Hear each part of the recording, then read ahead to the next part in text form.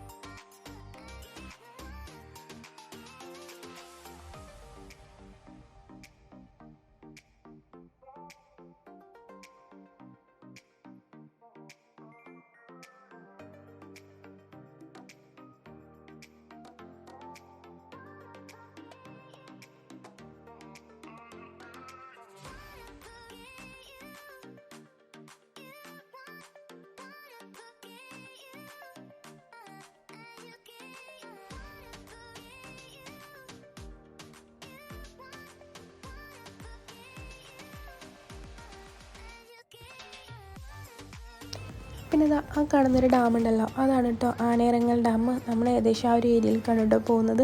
പിന്നെ ഇവിടെ ഒരുപാട് ആനകളുള്ളൊരു ഏരിയ ആയിരുന്നു കേട്ടോ. നമ്മുടെ അരിക്കൊമ്പൻ്റെയൊക്കെ സുഹൃത്തുക്കളായിട്ടുള്ള ചക്കക്കൊമ്പൻ, പടയപ്പ, അങ്ങനെ ഒരുപാട് ആനകൾ ഇപ്പോഴും ഇവിടെ ഉണ്ട് കേട്ടോ.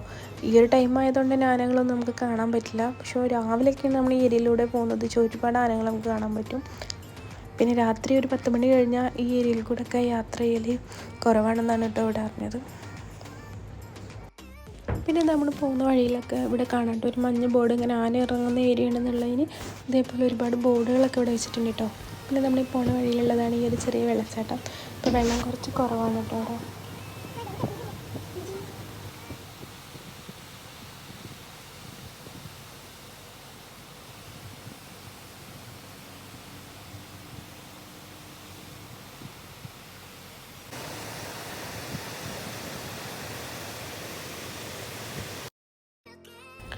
അങ്ങനെ നമ്മൾ ആ യൂക്കാലിസ് തോട്ടത്തിൻ്റെ അടുത്ത് എത്തിയിട്ടുണ്ട് കേട്ടോ. അപ്പോൾ ഇതൊക്കെയാണ് നമ്മുടെ അരിക്കൊമ്പൻ്റെ നാടായിട്ടുള്ള ചിന്നക്കനാലിലുള്ള വിശേഷങ്ങളൊക്കെയാണ് കേട്ടോ.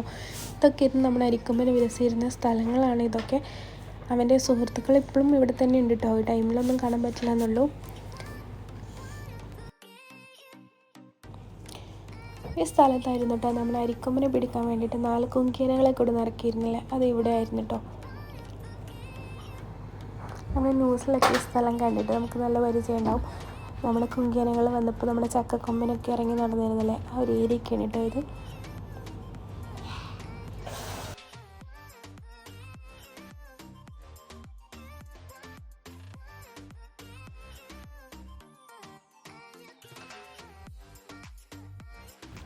ഇവിടെ നമുക്ക് പോകുന്ന വഴിയിലൊക്കെ ഈ ബോർഡ് കാണാം കേട്ടോ, ആനകൾ ക്രോസ് ചെയ്യുന്ന ഏരിയ ആണെന്ന് പറഞ്ഞിട്ട്. അങ്ങനെ നമ്മുടെ അരിക്കൊമ്പൻ്റെ അമ്മയുടെ ഓർമ്മകളുള്ള നാട്ടിലൂടെയാണ് കേട്ടോ അപ്പോൾ നമ്മൾ പോയിക്കൊണ്ടിരിക്കുന്നത്. നമ്മുടെ ഈ അരിക്കൊമ്പൻ്റെ അമ്മയുടെ ഒരു കഥയുണ്ട് കേട്ടോ ഇവിടെ. കുറേ പേർക്ക് അറിയുന്നുണ്ടാവും, എങ്കിലും ജസ്റ്റ് ഒന്ന് ഞാൻ പറയാം. നമ്മുടെ അരിക്കൊമ്പൻ്റെ അമ്മ ഇവിടെ അടുത്തൊരു ഏലക്കാടിന് സമീപത്ത് അവൻ്റെ അമ്മ ഉരുണ്ട് വേണ്ട കാലിന് പരിക്ക് സംഭവിച്ചിട്ടോ. എന്നിട്ട് ഏകദേശം ഒരു 4 ദിവസത്തോളം കിടന്നിട്ടാണ് അവൻ്റെ അമ്മ അവിടെ ചെരിഞ്ഞത്. അതിന് ശേഷം എല്ലാ വർഷവും അരിക്കൊമ്പൻ അവൻ്റെ അമ്മ ചെരിഞ്ഞ സ്ഥലത്ത് വന്ന് നിൽക്കും എന്നാണ് കേട്ടോ പറയുന്നത്. അവൻ്റെ അമ്മ ചെരിയുന്ന സമയത്ത് അവനിക്ക് ഏകദേശം 2 വയസ്സൊക്കെ പ്രായമുള്ളൂ എന്നാണ് അറിഞ്ഞത്. പക്ഷേ ഇപ്പോൾ അവനെ ഇവിടുന്ന് കൊണ്ടുവന്നത് വരെയും അവൻ എല്ലാ വർഷവും ഒരു ഡിസംബർ മാസത്തിലാണ് കേട്ടോ അവൻ്റെ അമ്മ ചെരിഞ്ഞത്. ആ മാസം അവനാകുമ്പോൾ അവൻ അവിടെ വന്ന് നിൽക്കും എന്നാണ് കേട്ടോ എല്ലാവരും പറയുന്നൊരു കഥ. അങ്ങനെ നമ്മുടെ അരിക്കൊമ്പനെ നാടിനോട് വിട പറഞ്ഞപ്പോൾ അവൻ്റെ അമ്മയുടെ ഓർമ്മകൾ മാത്രമല്ല കേട്ടോ അവന് നഷ്ടമായത്, അവൻ്റെ 2 ഭാര്യമാരും 2 കുട്ടികൾ കൂടെ അവനുണ്ട് കേട്ടോ. അതുകൂടെ നഷ്ടമായാണ് അവൻ ഈ കാട്ടിനോട് വിട പറഞ്ഞത്. ഇത്രയും കഥ അവിടെ പറഞ്ഞു തീർന്നപ്പോൾ ഒരു കാര്യം കൂടെ പറഞ്ഞോട്ടെ. ഈ ഭൂമിയിൽ അപകടകാരികൾ എന്ന് പറയുന്നത് മൃഗങ്ങളല്ല, മനുഷ്യരാണ്. അപ്പോൾ ഇത്രയൊക്കെ ഉള്ളൂ നമ്മുടെ ചിന്നക്കനാലിലെ വിശേഷങ്ങൾ. അപ്പോൾ നമുക്ക് അടുത്ത വിശേഷങ്ങൾ കാണാം കേട്ടോ.